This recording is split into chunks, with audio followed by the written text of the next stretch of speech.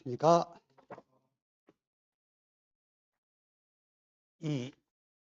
우리가 지금 1차 시험이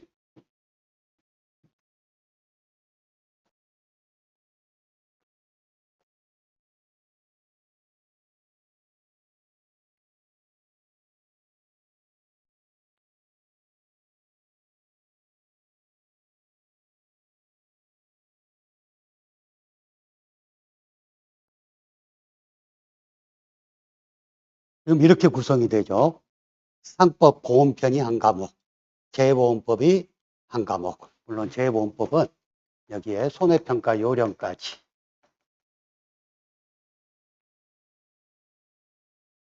그리고 농학개론 중에서 재배학하고 작물학. 농학개론이 범위가 너무 넓어요. 그래서 농학개론 중에서도 재배학하고 작물학만 시험범위인데 보통 공부를 조금 하시는 분들은 상법하고 재보험법은 거의 80점 이상 맞으셔요. 기출을 보더라도 또 이게 범위가 좁으니까 상법 조문 한 60개 정도, 재보험법 조문 한 20 몇 개, 손해평가 요령 하게 되면 항상 나올 수 있는 문제가 정해져 있고, 그래서 대부분 두 과목에서 보통 80점 이상이 되고, 공부하시는 분들이 농학개론은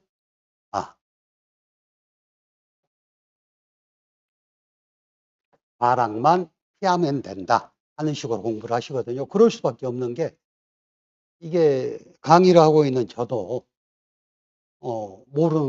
안 본 분야가 너무 많고 하다 보니까 이 교재는 지금까지 기출을 분석을 해서 기출에 많이 나온 부분, 그래서 여러분들 교재 보면 앞부분은 이론이 되어 있고 뒷부분은 기출 또는 앞으로 예상 문제 이렇게 편집을 해놨어요. 그래서 보면 제가 이 학원에서 지금 5년째인데 1차 시험에 불합격해서 2차 수업을 못 들으러 온다 하신 분은 아직까지 한 분도 없었고, 그래서 이 재배작물학에 대해서 너무 과도하게 스트레스를 부담감을 갖고 계신 분들이 있어요. 근데 그러실 필요가 전혀 없어. 그리고 우리 평가사 준비하시는 분들 보통 연령대가 40대 부분 약간, 대부분 50에서 60대 분들이 많다 보니까 이분들은 기본적으로 재배의 기본은 알고 있어. 예를 들어서 자, 작물이 잘 자라는 토양은 어떤 토양이야? 비옥해야 된다. 비옥하려면 어떻게 해야 되니? 너무 강산성도 안 되고 강알칼리성도 안 된다. 다 기본이잖아요. 그다음에 작물 분류 부분에서도 전분을 만들기 위한 작물들, 뭐 옥수수나 감자나 고구마, 당뇨작물, 설탕을 만들기 위한 거. 이런 식으로 우리가 기본적으로 알 수 있는 문제들이 기본적으로 알 수 있는 문제들이 시험장에 가서 보면 기출을 보면 약 한 50% 정도. 그래서 공부를 조금만 하고 가시면 과락에는 그렇게 큰 걱정이 없다. 자, 그리고 여러분들이 이제 자격을 취득해서 평가사 업무를 할 때 그래도 재배작물학에 대해서 조금은 알아야지 농민들하고 이야기가 돼요. 손해평가 나가서 전혀 엉뚱한 이야기를 해버리면 저 전문성에 의심을 받겠죠. 자, 그래서 어떻게 보면 교양 수준으로 공부하는 과목이다. 언제까지? 2027년까지는. 왜? 2028년부터는 1차 시험이 바뀌죠. 혹시 들으셨나요? 2028년부터는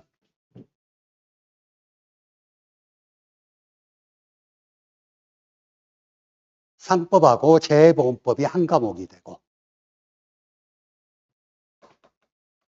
두 번째, 농학개론이 두 개로 분류가 돼요. 두 과목으로. 그래서 작물학하고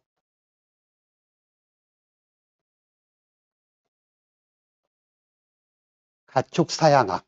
현재는 가축에 대해서 공부하거든요. 가축 재배, 작물학하고 가축 사양학이 두 번째 과목. 그다음에 재배학, 식량 재배학, 작물 재배학. 이게 세 번째 과목이 되고 있어. 근데 현재 우리가 공부하는 건 한 과목이 재배학 플러스 작물학. 그래서 현재 시중에 나와 있는 손해평가사 시험 대비 재배 작물학을 보면 교재가 너무 다양해.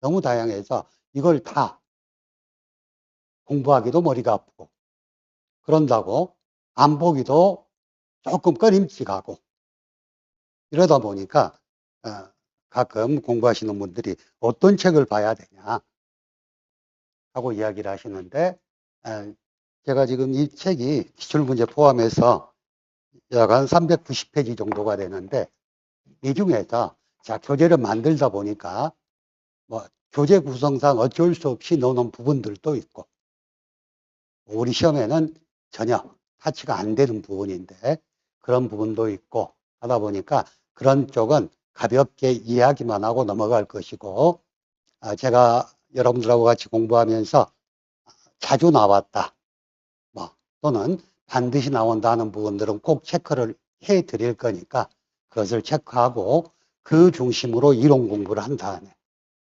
우리 교재 뒤에 딸려 있는 기출 및 예상 문제를 보게 되면 여러분들이 아무리 못 맞아도 원해작물학 70점 이상은 맞을 수가 있다.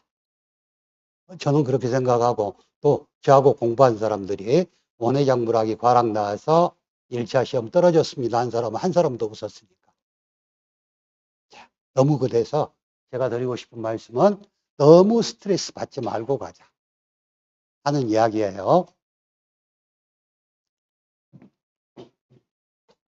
자, 그러면 여러분들 교재 5페이지부터 보겠습니다.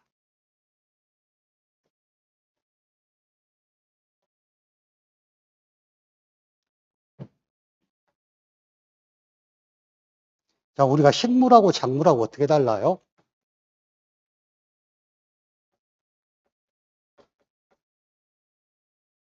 지구상에 있는 인간과 동물을 제외하고 생육하고 있는 것은 모든 게 식물이죠.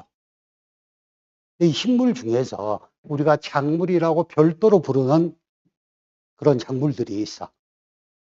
우리가 어디 하천가에 피어 있는 풀 보고 작물이라고 이야기 않죠. 이 작물은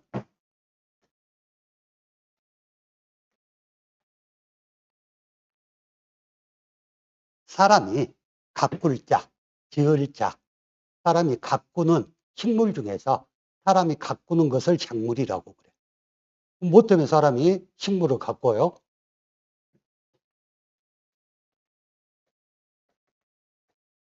그 많은 식물 중에서 인간 생활에 이용 가치가 있기 때문에 특별히 이 작물은 대부분 돌연변이화된 작물들이죠. 그냥 야생에서 자라는 식물을 인간 이용 가치에 맞게끔 개량하고 개량해서 키우는 것들을 통틀어서 작물이라고 이야기를 합니다. 그래서 작물의 개념을 보면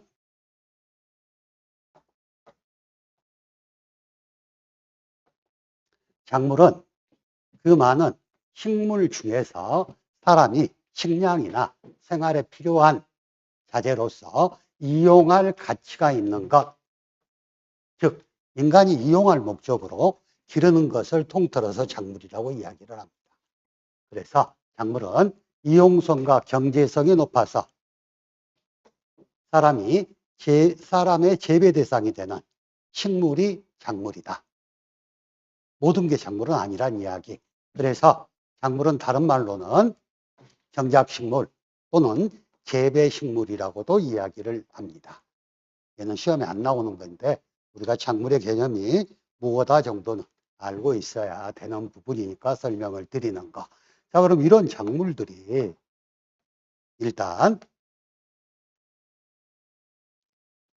작물 종류가 너무 많기 때문에 일단 작물의 분류에 대해서 학자들이 만들어 놓은 것들.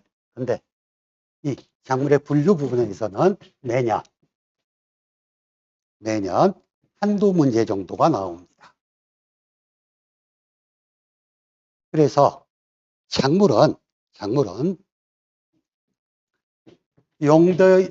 용도에 따라서 분류하는 방법으로 그게 식용작물이냐 아니면 공해작물이냐 또는 사료작물이냐 또는 온해작물이냐 이렇게 구분해요. 그래서 사람이 먹기 위해서 기르는 건 식용작물, 공해작물은 작물 그대로 사용하는 게 아니라 이 작물을 원료로 해서 다른 어떤 제품들을 만들어내는 그런 작물들. 사료작물은 동물들에게 먹이기 위한 작물. 온해작물은 뭐 취미나 관상용으로 키우는 것들. 뭐 이런 것들이 있고 뭐가 하나 빠졌냐. 녹비작물이라는 것은 토양을 비옥하게 하기 위해서 기르는 작물들이에요. 그래서 우선 식용작물은 인간의 주식이나 보조식량으로 사용하기 위해서 기르는 작물을 식용작물이라고 하는데 식용작물은 크게 곡류, 두류, 소류로 구분합니다. 이 곡류는 곡자는 쌀곡자를 써. 그래서 알곡을 이용하는 거, 벼나 보리나 뭐 잡곡들, 얘들이 곡류. 두류는 콩두자를 써요. 그래서 콩가에 속하는 작물들, 그래서 콩이나 팥이나 뭐 녹두, 완두, 대부분 콩가 작물들은 저런 꼬투리에 들어있는 안에 있는 결실을 식용을 하고 있죠. 자, 소류는 감자서자입니다. 그래서 감자과에 속하는 작물로 감자, 고구마, 카사바, 토란. 이것이 만약에 시험에 나온다면 과거에도 기출에 나온 적이 있는데 식용작물 중 곡류에 해당하지 않는 것. 그렇게 나오면 여러분 못 맞추겠어요? 이건 상식적으로 알 수 있는 문제. 예를 들어서 1번 벼, 2번 보리, 3번 메밀, 4번 콩. 이런 식으로 우리가 지금 아직까지는 사지선다죠. 시험 문제가. 이런 식으로 시험에 나오기 때문에 그렇게 스트레스를 안 받아도 충분하다 하는 이야기.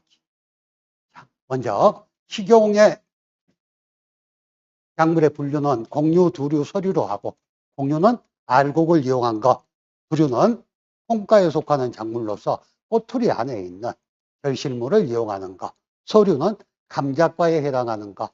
그래서 뭐 감자, 고구마, 뭐 토란 이런 것들이 서류다 하고 구분을 하는데 세계 3대 식용작물 얘는 시험에 한 3번 정도 나온 것 같아. 벼, 밀, 옥수수가 3대 식용작물이거든요. 자, 근데 그렇게 한번 나오다가 시험에 또 어떻게 한번 나왔냐면 재배 면적 기준으로 바르게 나열한 것은 그러면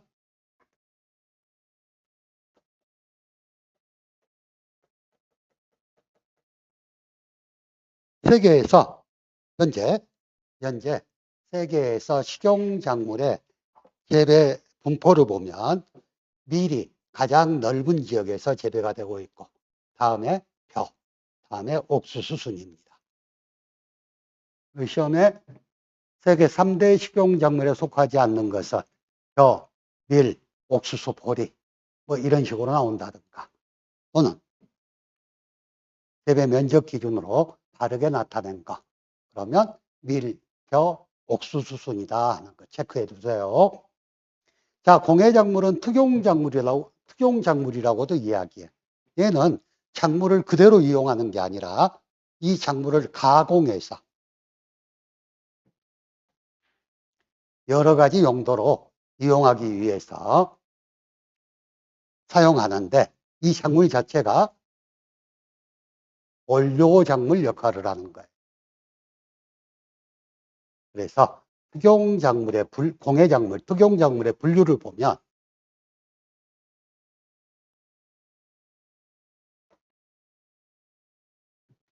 섬유작물은 뭘까? 씨를 뽑아내서 섬유를 만드는 작물. 유료작물은 기름을 짜내는 작물들이겠죠. 참깨나 뭐 아주까리나 땅콩류나 뭐 해바라기류나 이런 것들. 전분작물은 우리 마트 가면 감자 전분, 옥수수 전분, 고구마 전분 이런 전분들이 있죠. 그런 전분의 원료가 되는 작물들. 당뇨 작물은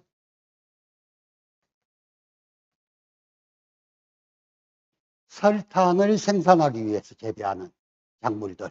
기호작물은 인간의 기호에 부응하기 위해서 재배하는 작물들.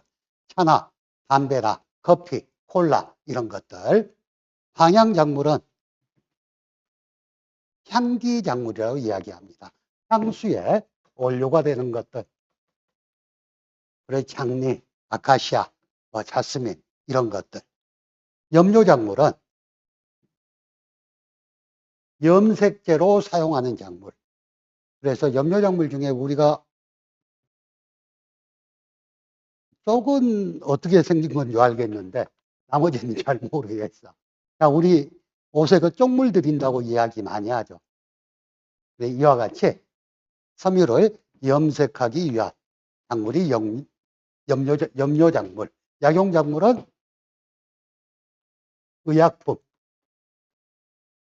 의약품 생산을 위해서 재배하는 것들.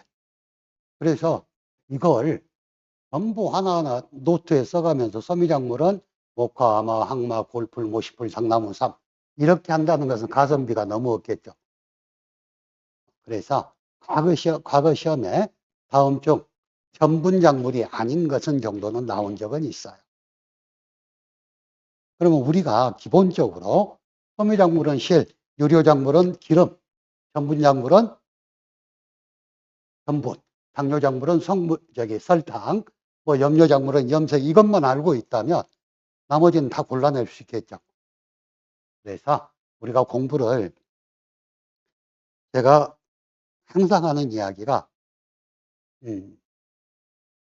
저는 그러거든. 힘쓸 때 힘을 써야 된다. 그래서 굳이 이런 것들 품목을 하나씩 다 외우려고 힘쓰지 말고 그 시간에 2차 시험 준비를 하는 게 훨씬 더 가성비가 높다. 저는 그렇게 생각을 해요. 그래서 일단 특용작물은 공해작물,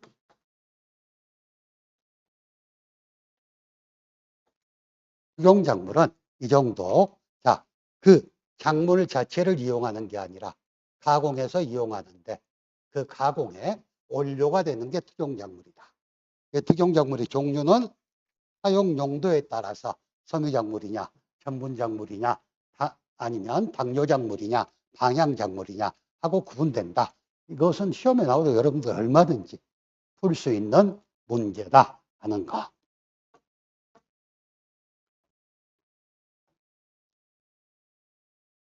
자, 다음에 사료작물입니다. 사료작물은 가축을 사육하는 데 필요한 작물이에요. 그래서 일단 크게 종류가 화분과, 홍과, 기타과로 나눴는데 화분과는 다른 말로 벽과라고도 이야기합니다. 화분과의 특징은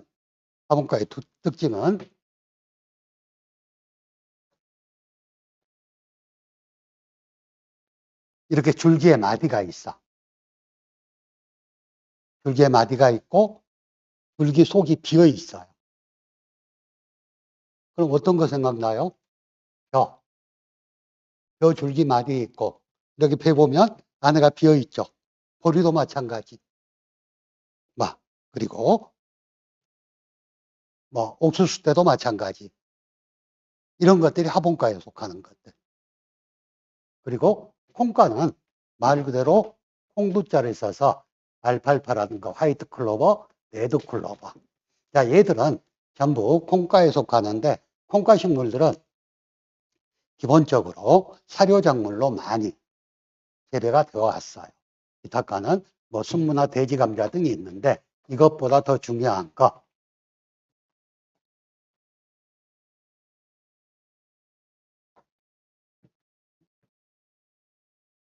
이용 목적에 따른 사료작물의 구분 종류에 대해서는 시험에 상당히 여러 번 나온 적이 있거든요. 근데 얘가 시험에 여러 번 나올 것은 아닌데 왜 자꾸 여러 번 나온지는 모르겠다. 자, 그래서 사일리지 작물, 청해작물, 건초작물, 방목작물인데 사일리지 작물은 구분할 때 늦게 풋배기 한다. 크게. 청해작물은 곡식이 익기 전에 얘가 풀을 청자. 이파리가 파랄 때 벤다. 생초 그대로 벤다. 건초작물은 생초를 베어서 말린다. 언제까지? 수분 함량이 15% 이하가 될 때까지. 그리고 방목작물은 그냥 소나 말을 풀어서 먹을 수 있게끔 방목하기 위해서 방목지에 키우는 작물들. 자, 그래서 얘들을 자, 뭐 늦게 풋배기 하여 발효 제조에 많이 이용되는 사료작물을 무엇이라고 하는가? 아니면 곡식이 익기 전 일찍 베어서 뭐 건초나 그 상태 그대로 이용하는 사료작물의 종류가 무엇인가? 청해작물. 자, 생초를 베어서 수분 함량이 15%가 될 때까지 말려서 이용하는 사료작물이 무엇이냐? 건초작물.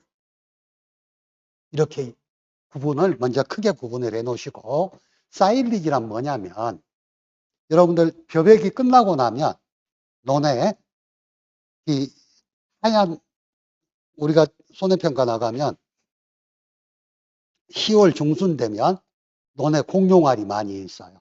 우리는 그거 보고 공룡알이라 그러거든. 이 뭡니까 그 랩핑으로 벼 베고 나서 탈저기 전부 탈고 가고 나서 랩핑으로 쌓아놓는 거. 그것은 발효시키려고 쌓아놓은 거예요. 발효시켜서 소 먹이 하려고. 이렇게 사일리지는 곡식이 다 익은 다음에 베어서 사일리지, 발효 제조에 이용하는 약물들. 그래서 옥수수, 수수, 호밀, 연백, 보리, 벼, 뭐 이탈리안 라이그라스 등등이 있다. 그래서 여러분들 그 축사 뒤에 가면 이게 사일리지 통이라고 그래갖고 그 발효통이 있어요. 그래서 보통 논 한마디에 이 뭡니까? 그렇게 사일리지를 만들어서 하면 뭐 작년에 내가 이거 이렇게 해서 팔면 얼마나 받아요? 그러니 한 30만 원 받는다고 그러더라고. 그래서 그렇게 해서 사가는 사람들도 있고 그냥 가지고 가서 자체 사일리지 통에다 넣어가지고 발효시켜서 쓰는 경우도 있어요.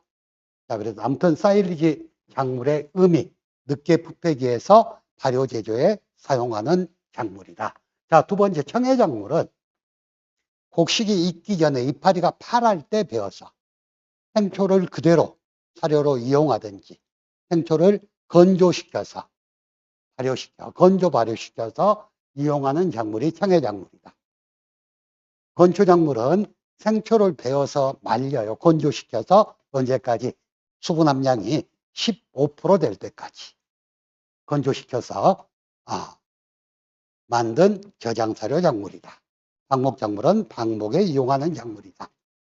자, 그래서 제가 기초울 문제를 쭉 보다 보면 사일리지의 의미, 청해작물의 뜻, 건초작물의 뜻은 물어본 게 있는데 이 작물이 뭐냐고 물어본 건 별로 없는 것 같아요.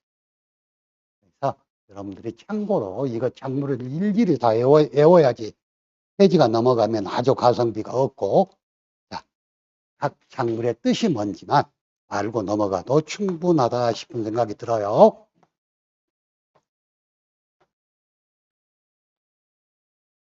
자, 녹비작물은 토양의 거름으로 사용하기 위해, 즉 토양을 비옥하게 하기 위해,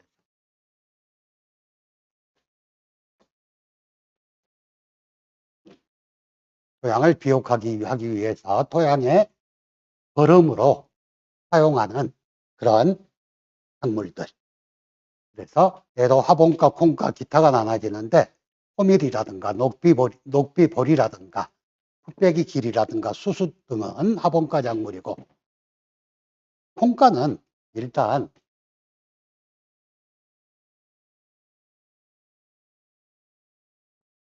모든 콩가 작물들은 질소 고정 능력이 뛰어납니다.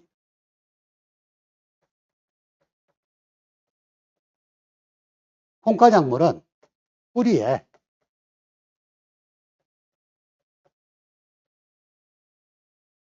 뿌리옥 박테리아라는 게 있거든요. 그래서 이 지하부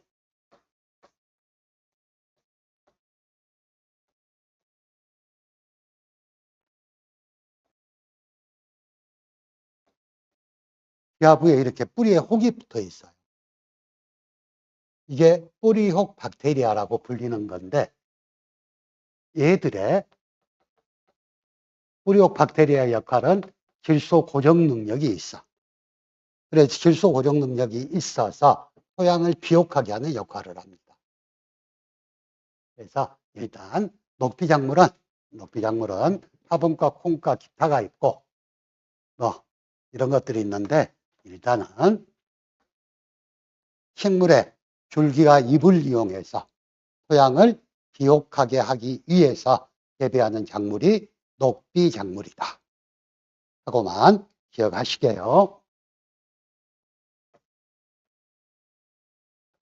온해작물은 크게 세 가지가 있지. 온해 채소가 있고, 온해 화해가 있고, 다음에 온해 과일이 있어. 그래서 온해작물은요, 어떻게 보면 사람의 취미에 따라서 취미 생활에 부응하기 위해서 기르는 경우도 있고, 또는 장식용으로 재배하는 화해도 있고, 물론 채소나 이런 것들은 황금성도 높죠. 그래서 온해작물에 대해서는 별도로 뒷부분에서 다시 설명할 거예요. 왜냐하면 온해작물을 전지하는 방법, 전정하는 방법, 이러다 보면 너무 길어. 뒤쪽으로 넘겨놨거든요. 자, 온해작물은 채소, 과일, 화초 등이 있다 하는 것만 여기서는 보고 가시게.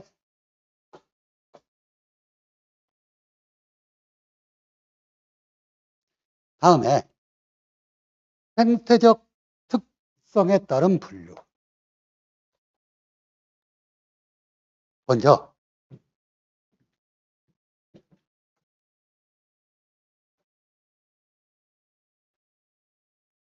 생존 연한에 따라서 이게 1년초냐, 2년초냐, 또는 4년초냐 하고 구분을 합니다.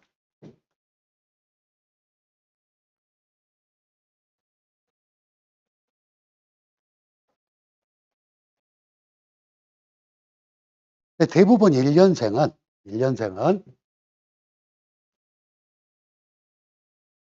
봄에 파종이나 정식을 하는 식물이 1년생이에요.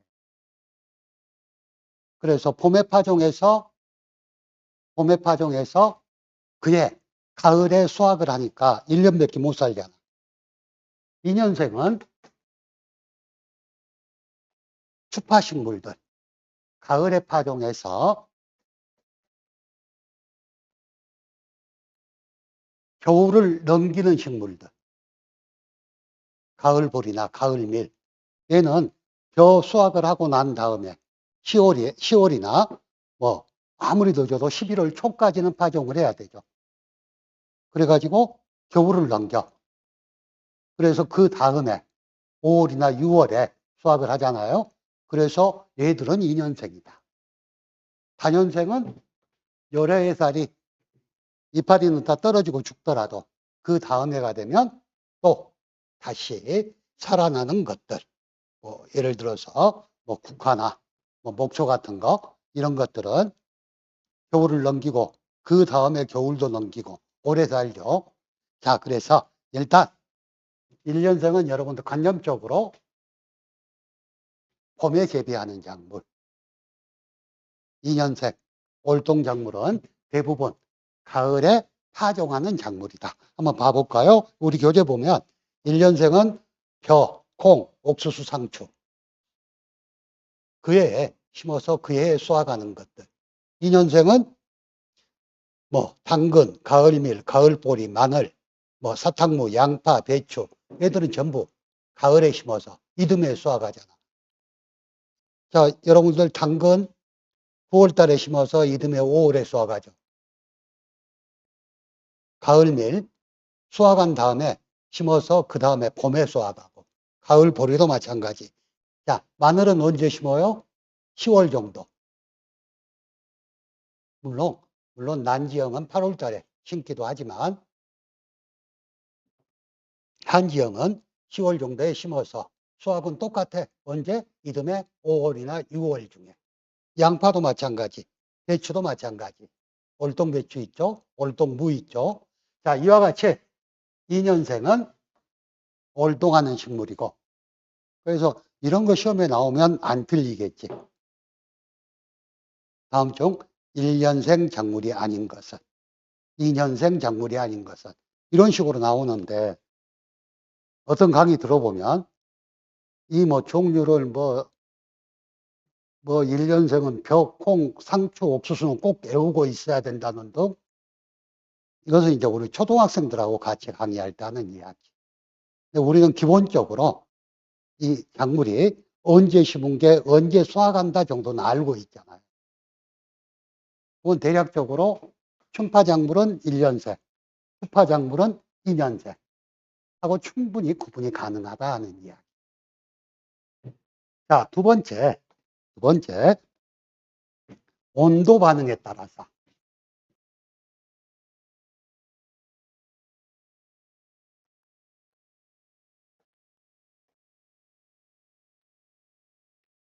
저온성 작물이냐, 고온성 작물이냐고 구분해요. 저온성은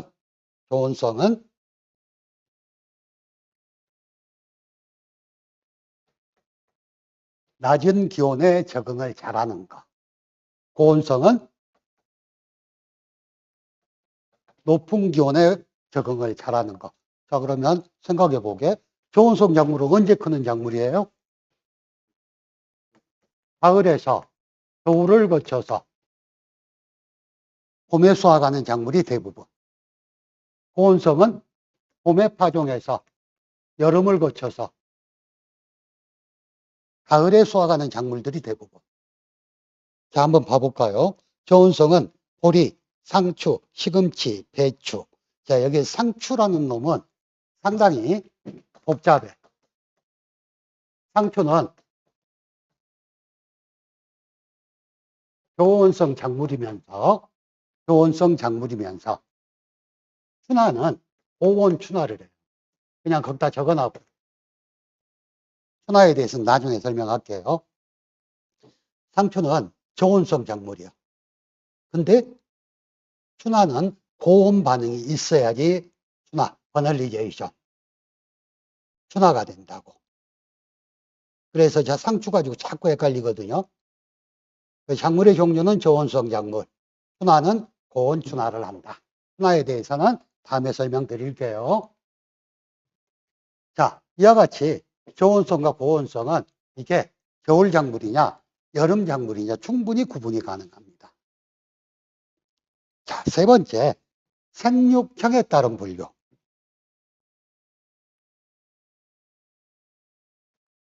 그래서 얘가 구형 작물이냐, 호복형 작물이냐고 구분하는 거. 구형 할 때 이 숫자는 기동주자. 한 포기 한 포기가 이렇게 자체적으로 기둥을 이루고 있는 것들, 하늘을 향해서 세워져 있는 것들. 그래서 하나하나의 그루가 포기를 형성하는 약물이다. 변화보리 같이 한 그루 한 그루 키워지는 것들. 포복형은 말 그대로 땅을 기어서 자라는 것들. 고구마 같은. 포복형은 고구마밭 가면 이렇게 돼 있죠. 포복형 작물은 보통 내풍성 작물입니다. 이 내자는 견딜 내자. 바람이 많이 불어도 잘 견디는 작물. 왜? 땅에 붙어 있기 때문에 바람 영향을 그렇게 많이 안 받는다는 이야기지. 자, 그래서 우리 교재의 주형 작물은 하나하나의 그루가 포기를 형성하는 작물이 주형 작물이고, 포복형 작물은 줄기가 땅을 기어서 토양 표면을 덮고 있는 작물이 포복형 작물이다.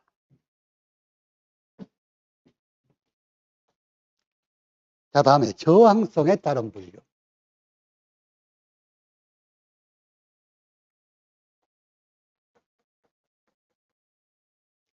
내산성할 때의 내자는 견딜 내자입니다.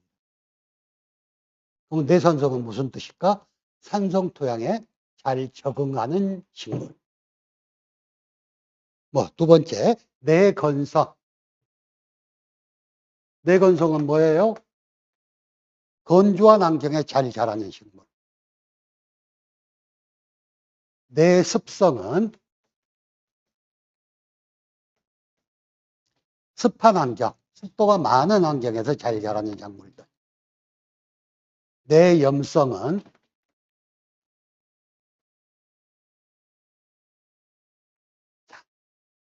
토양에 염분이 어느 정도 있더라도 잘 견디는 작물. 내풍성은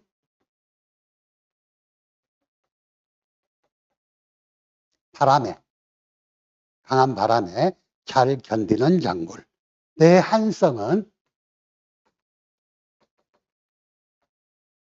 찬 기온에 잘 견디는 작물. 이렇게 구분을 해요. 그래서 우리가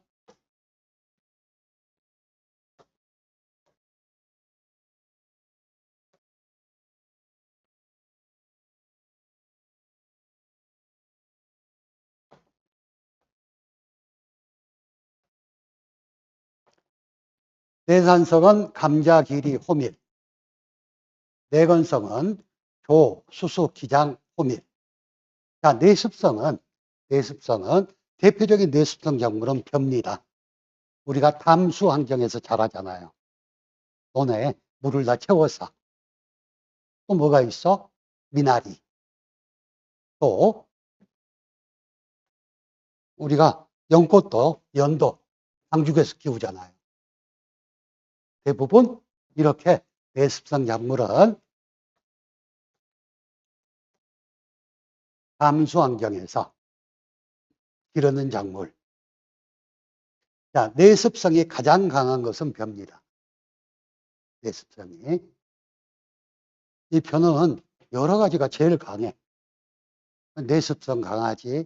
다음에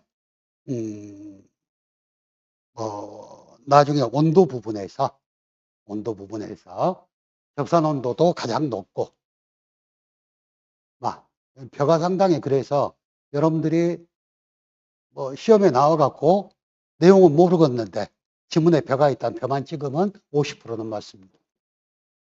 자, 내염성, 사탕무, 옥수수. 아까 내가 내풍성은 포복형 작물이니까 고구마가 바람에도 강하다 그랬죠. 자, 내한성은 대부분 겨울 작물이 내한성 작물이 많아. 추운 겨울을 넘겨야 되니까. 그래서 호밀이나 밀이나 보리 같은 것들이 내한성 작물이다.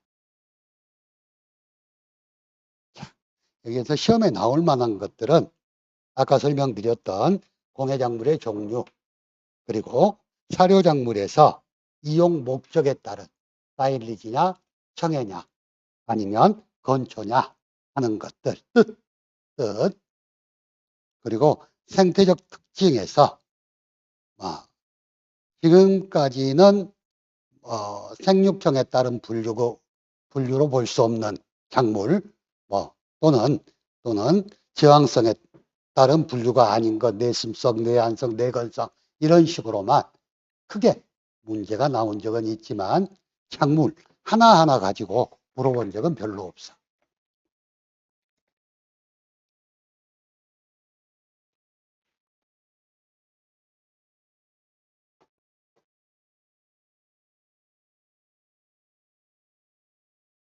잠깐 쉬었다가 재배 이용면에 따라서 작물을 어떻게 분류하는지 보도록 하겠습니다.